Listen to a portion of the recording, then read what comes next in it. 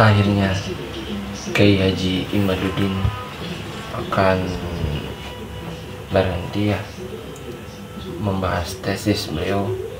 Dengan ini beliau akan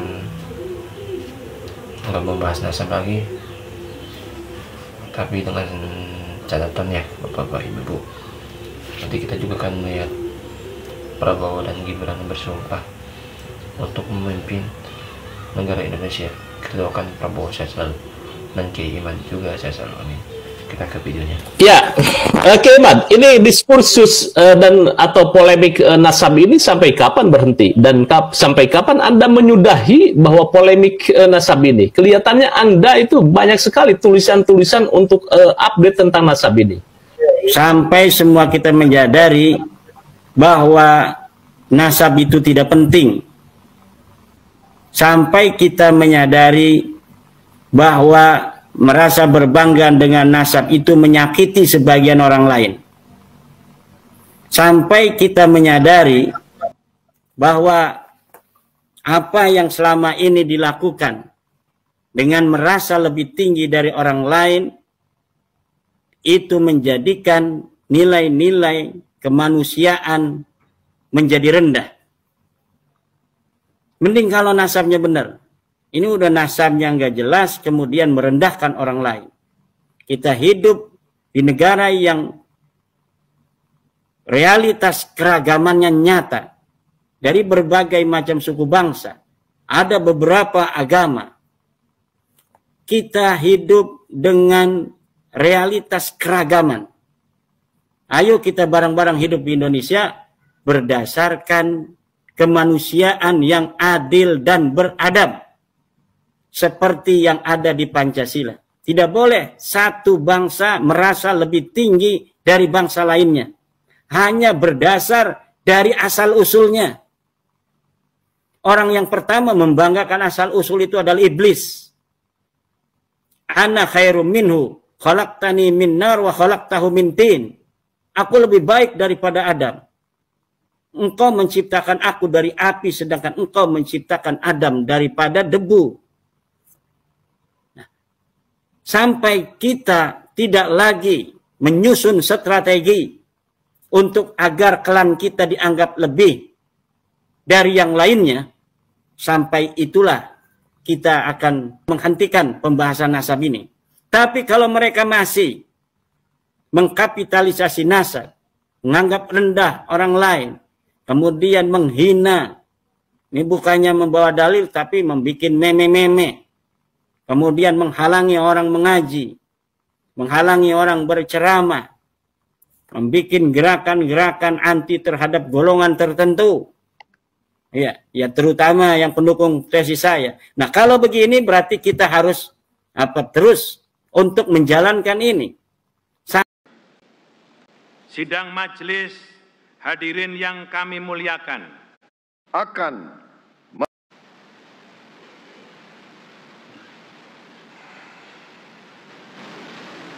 pengucapan Sumpah Presiden Republik Indonesia.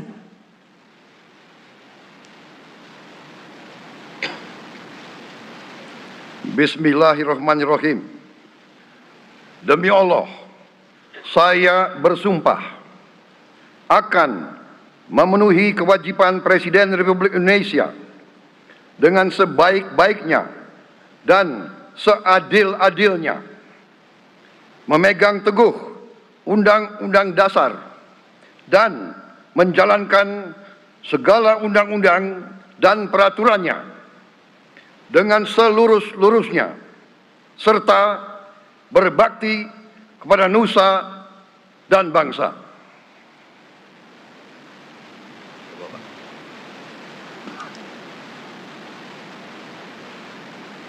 Pengucapan Sumpah Wakil Presiden Republik Indonesia.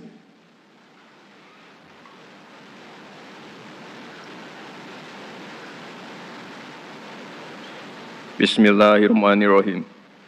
Demi Allah, saya bersumpah akan memenuhi kewajiban Wakil Presiden Republik Indonesia dengan sebaik-baiknya dan seadil-adilnya, memegang teguh Undang-Undang Dasar dan menjalankan segala undang-undang dan peraturannya dengan seluruh-seluruhnya, serta berbakti kepada nusa dan bangsa. Rohaniwan disilakan kembali ke tempat semula. Persiapan penandatanganan berita acara pelantikan.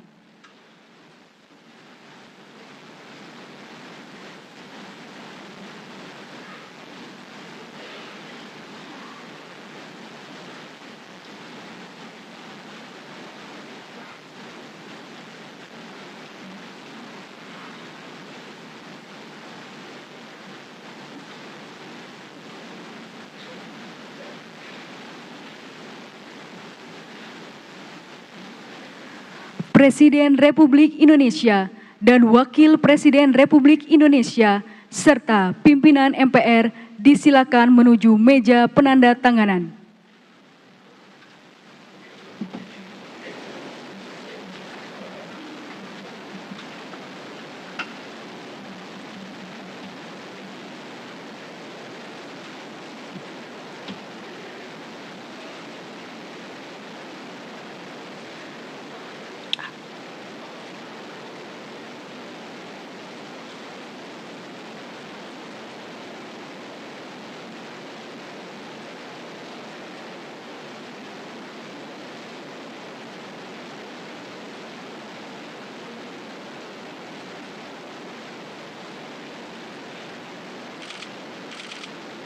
Penandatanganan berita acara pelantikan oleh Presiden Republik Indonesia dan Wakil Presiden Republik Indonesia.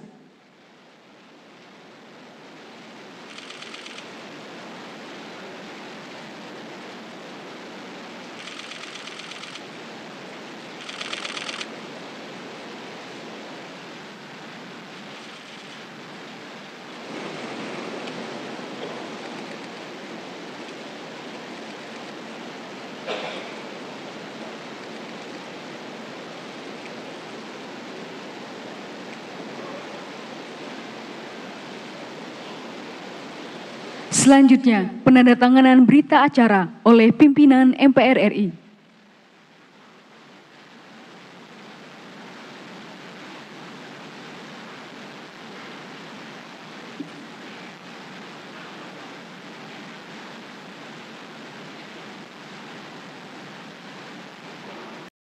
Istimewa saudara-saudara B yang mulia Linda Thomas Greenfield. Kita faham dan kita mengerti bahwa kemerdekaan kita bukan hadiah. Kemerdekaan kita dapat dengan pengorbanan yang sangat besar.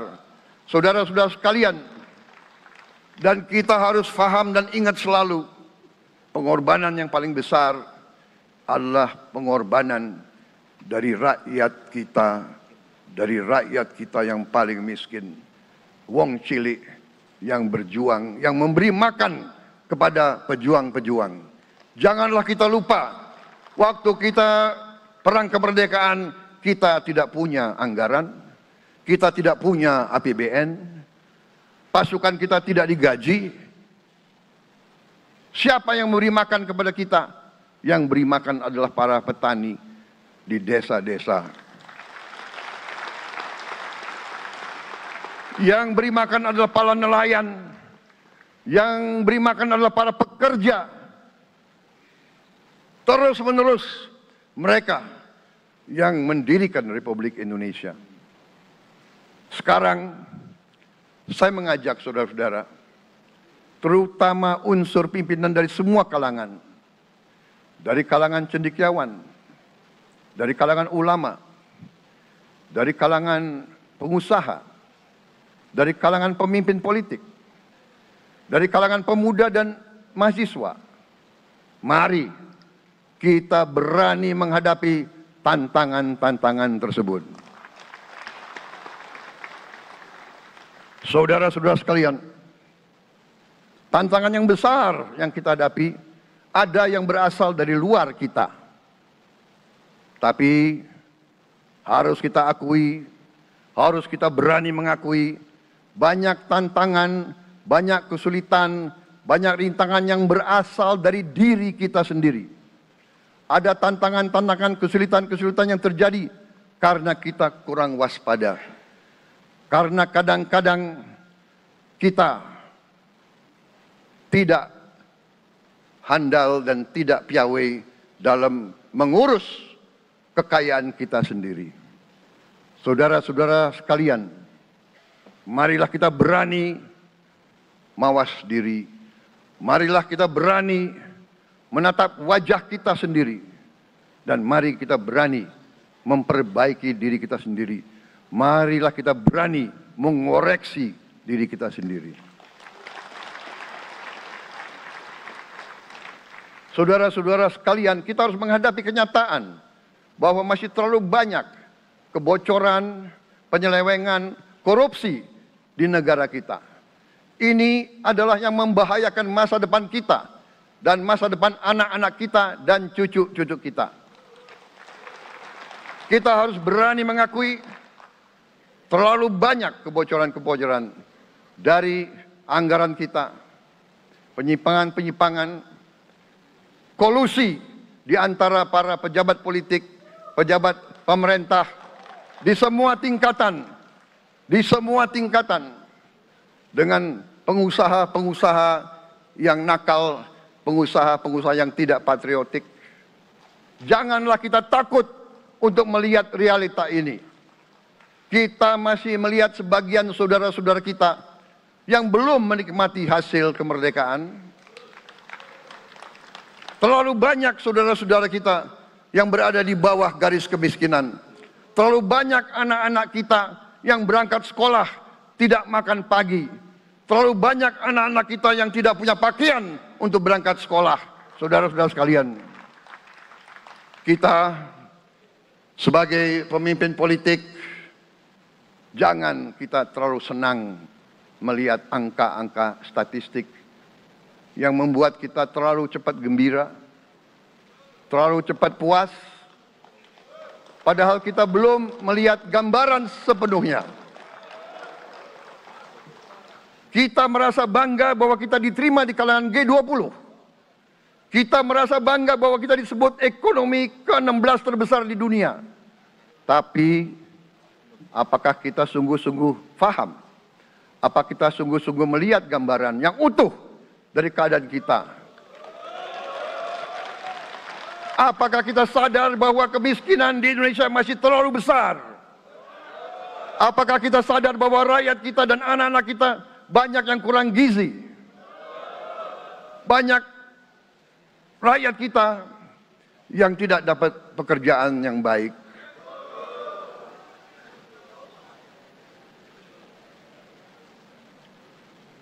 Banyak sekolah-sekolah kita yang tidak terurus. Saudara-saudara sekalian, kita harus berani melihat ini semua. Dan kita harus berani menyelesaikan masalah ini semua.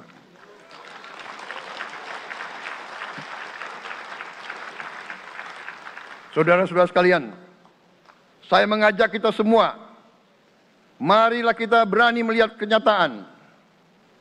Kita boleh bangga dengan prestasi kita, tapi marilah kita jangan tertegun, jangan terlalu cepat puas, jangan terlalu cepat gembira dengan menutup mata dan hati kita terhadap tantangan-tantangan dan penderitaan saudara-saudara kita.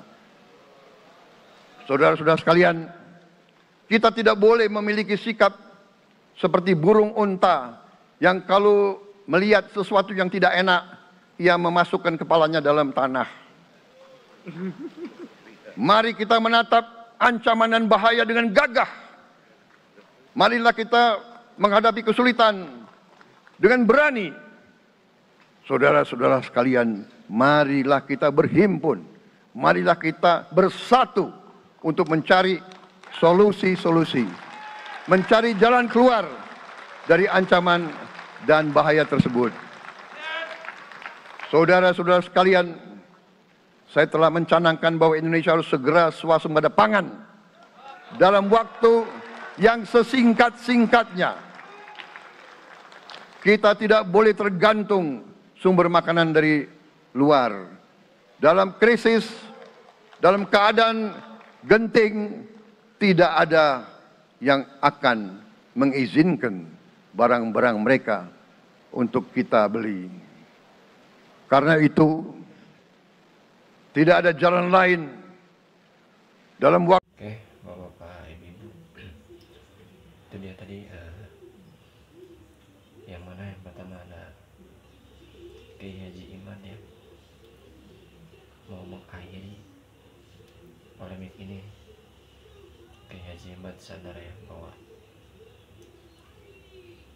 ya nggak usah menebarkan ya intinya menyinggung, mengingatkan seseorang, tapi dengan catatan jangan membangga-banggakan nasab, karena itu menyakiti seseorang ya Bapak Ibu. Dan juga ada Bapak Prabowo Subianto dan Bapak Gibran yang mana bersumpah ya untuk berbakti kepada negara Republik Indonesia ini ya Bapak Ibu. Kita doakan semoga Bapak Prabowo dan Bapak Gibran bisa membawa Indonesia menjadi negara yang rakyatnya makmur, sejahtera. Amin. Oke, terima kasih. Assalamualaikum warahmatullahi wabarakatuh.